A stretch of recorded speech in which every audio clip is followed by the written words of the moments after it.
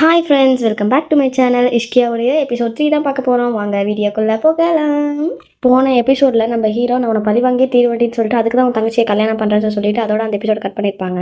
இந்த எபிசோடில் starting scene பார்த்தீங்கன்னா நம்ம ஹீரோயினியோட அக்காக்காரிக்கு ஃபோன் பண்ணி இந்த மண்டபத்துலேருந்து ஒருத்தங்க மட்டும் தான் ஜோடியாக போவாங்க, அது நீ மட்டுமா தான் இருக்குன்னு சொல்லிட்டு ஃபோனை கட் பண்ணிடுறான்.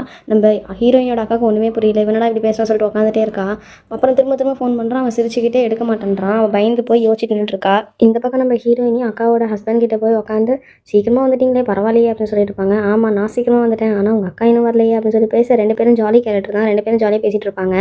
அப்புறம் நம்ம ஹீரோயினியும் 50,000 பணம் எடுங்க, எங்கள் அக்காவை நான் மனமேடையில் உட்கார வைக்கணும்னா எனக்கு 50,000 பணம் வேணும்னு சொல்லுவா. உடனே அதுக்கு அக்காவோட ஹஸ்பண்டும் அது எப்படி 50,000, இதெல்லாம் நான் கேள்விப்பட்டதே இல்லையே, மாப்பிள்ளையோட ஷூ வச்சு வைப்பாங்க, இதை கேள்விப்பட்டிருக்கேன், நீ என்ன 50,000 கேட்குறேன், அதெல்லாம் முடியாது, நீ 50,000 கொடுத்தா தான் என் அக்காவை நான் மனமேடையில் உட்கார வைப்பேன் அப்படின்னு சொல்லிட்டு அந்த 50,000 வாங்கிக்குவா.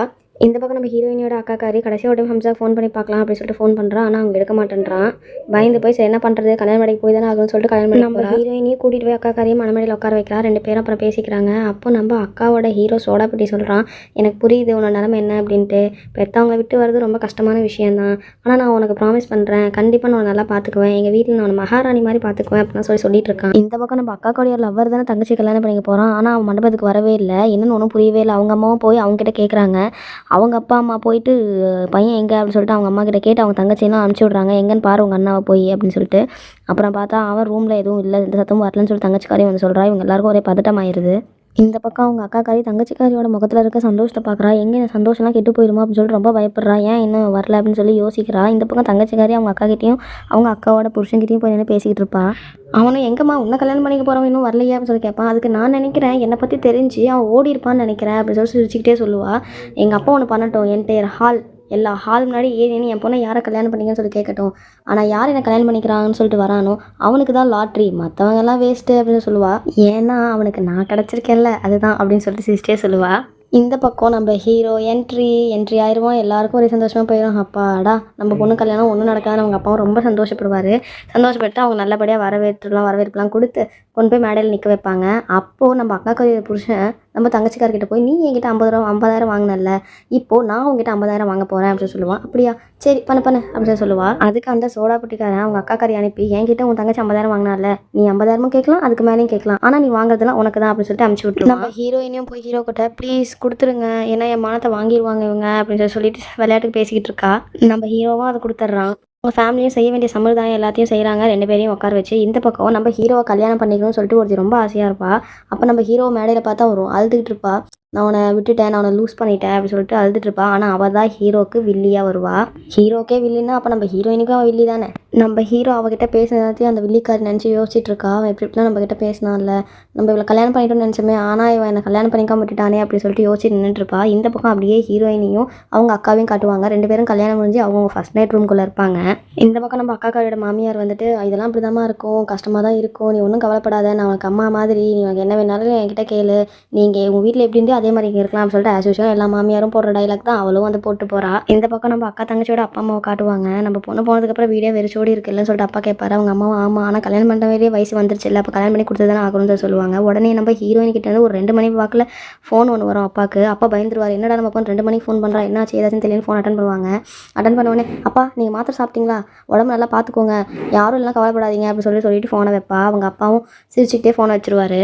அப்போ நம்ம ஹீரோயினிக்கிட்ட ஹீரோவுடைய தங்கச்சி வந்துட்டு கம்மின் அப்படின்னு சொல்லி கேட்பா. வாங்க உள்ளே வாங்கம்பா. ஹீரோயினியும் உள்ளே போயிட்டு அவளுடைய துணியை எடுத்து பார்த்தா 2 பேரும் சிரிப்பாங்க. இது ரொம்ப காமெடியாக இருக்குது அப்படின்னு சொல்லிட்டு நான் வேணால் எடுத்து விட்டுருவா திரும்ப அப்படின்னு சொல்லிட்டு ஹீரோட தங்கச்சி கேட்பா. பரவாயில்ல இருக்கட்டும் அப்படின்னு சொல்லுவா. அப்படியே இந்த பக்கம் நம்ம அக்காக்காரியை காட்டுறாங்க. அக்காக்காரியும் அவன் ஹஸ்பண்ட் வந்துட்டு அவன் முகத்தில் இருக்க துணியை எடுத்து விட்டு அவளுக்கு ஒரு கிஃப்ட்டை ப்ரெசென்ட் பண்ணணும். இதுதான் அவங்க வீட்டு சம்பிரதாயம்.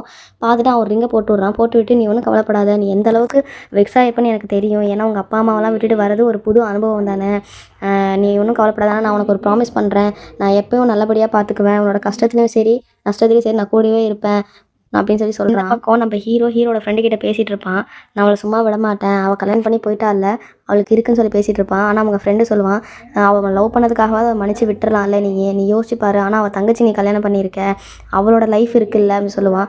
அதை பற்றி எனக்கு கவலை இல்லை, நான் அவளை பழி வாங்கணும் அவ்வளோதான் அப்படின்னு சொல்லிட்டு அவனும் அந்த ரூம்குள்ளே போவான். நம்ம ஹீரோயினையும் அவன் வரதுக்குள்ளே ட்ரெஸ் எல்லாத்தையும் சேஞ்ச் பண்ணி நார்மல் ட்ரெஸ்ஸில் வந்துடுவா. அதை நம்ம ஹீரோ பார்ப்பான்.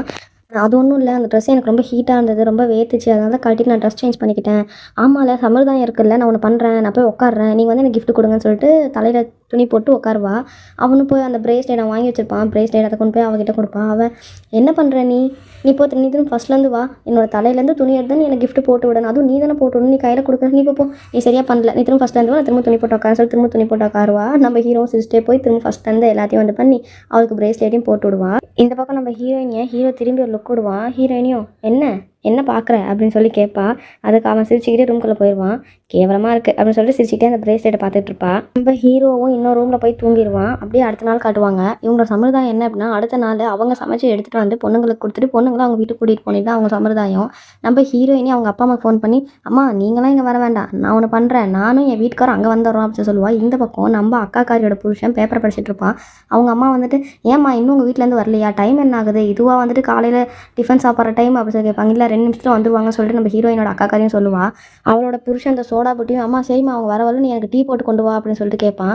உடனே அவளும் சரி இருங்க நான் போய் போட்டு கொண்டு வரேன் அப்படின்னு சொல்லுவாள். அவங்க மாமியார், இல்லை நீ போனால் சரியாக வராது, நான் ஒன்று பண்ணுற வேலைக்காரி விட்டு நான் டீ போட சொல்கிறேன் அப்படின்னு சொல்லிட்டு அவங்க மாமியார் சொல்லிட்டு போயிடுவா. அவங்க அக்காக்காரியும் நீ ஒரு 2 நிமிஷம் வெயிட் பண்ணுங்கள், எங்கள் அப்பா அம்மா வந்துருவாங்க அப்படின்னு சொல்லிட்டு சொல்லுவாள் அவங்க அக்காக்காரி.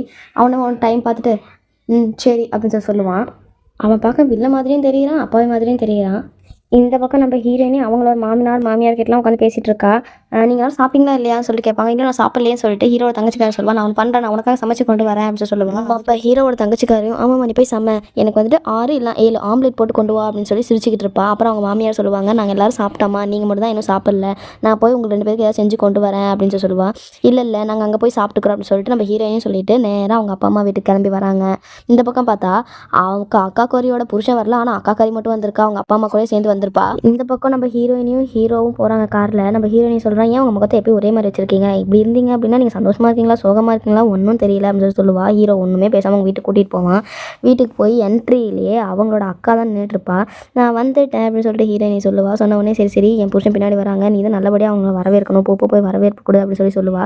இவன் உள்ளே போன உடனே நம்ம ஹீரோ என்ட்ரி ஆன உடனே என்ன ரொம்ப சந்தோஷமாக இருக்க போல இருக்குது அப்படின்னு சொல்லிட்டு ஹீரோ கேட்பான். அதுக்கு ஆமாம் நிறையவே சந்தோஷமாக இருக்கேன் அப்படின்னு சொல்லுவா. நீ சந்தோஷமாக இருக்குன்னு சொல்லிட்டு நானும் கடவுள்கிட்ட வேண்டிக்கிறேன் அப்படின்னு சொல்லிட்டு உள்ளே போவான். உள்ளே போய் அவங்களோட மாமியார் கிட்ட உட்காந்து பேசிக்கிட்டு இருப்பான்.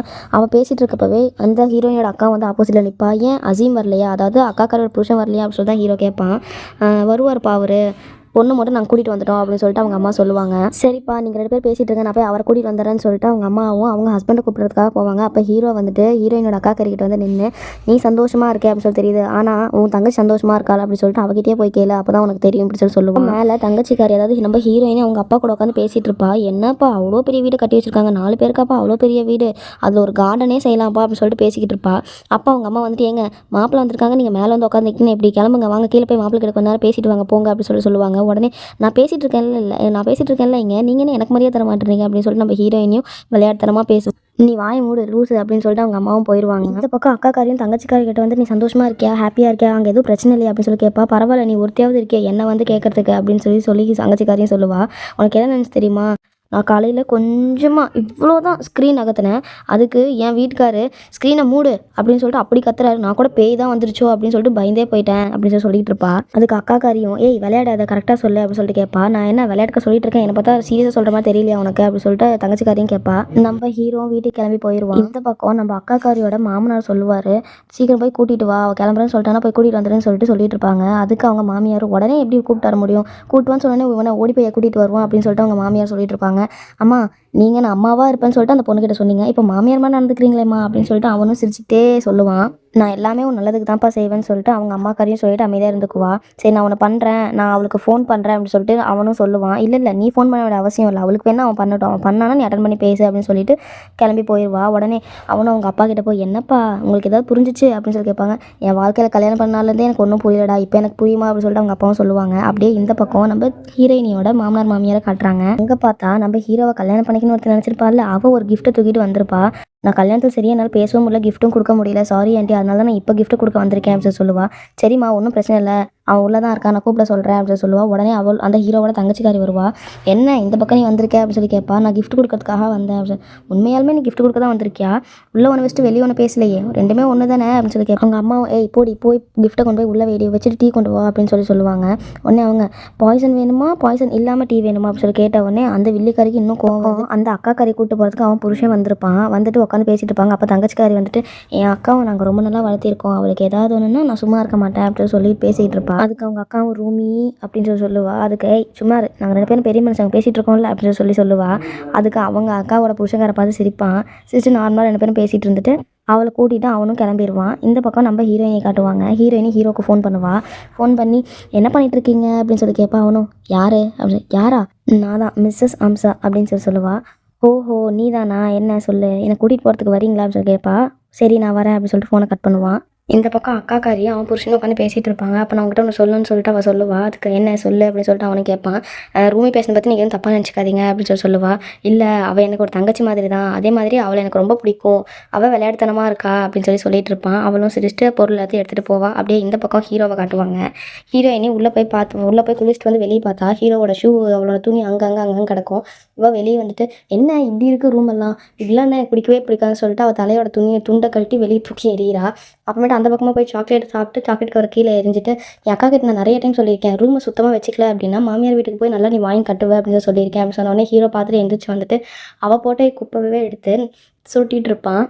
இதை நானே குப்பையில் போகலான்னு தான் நினச்சேன், சரி ஓகே நீங்களே அதை பண்ணிட்டீங்க, நான் ஒன்று பண்ணுறேன், நான் போய் இந்த சாக்லேட்ஸ் எல்லாத்தையும் எடுத்து சாப்பிட்டுட்டு எல்லாத்தையும் குப்பையில் போட்டு வரேன், நான் வரதுக்குள்ளே நீங்கள் ரூம் எல்லாத்தையும் க்ளீன் பண்ணி வைங்க சொல்லிட்டு வெளியே வருவா. வெளியே வந்து பார்த்தா அந்த வில்லிக்காரி நின்றுட்டு இருப்பா. வில்லிக்காரி வந்துட்டு நம்ம ஹீரோயினை பார்த்து அவன் ஒரு மாதிரி டிஃப்ரெண்ட்டான கேரக்டரு, அவனுக்கு ரொம்ப போர் அடிச்சு போச்சு அப்படின்னா தூக்கி போட்டு வேறு பொருளை பார்த்து போயிட்டே இருப்பான் அப்படின்னு சொல்லுவாள்.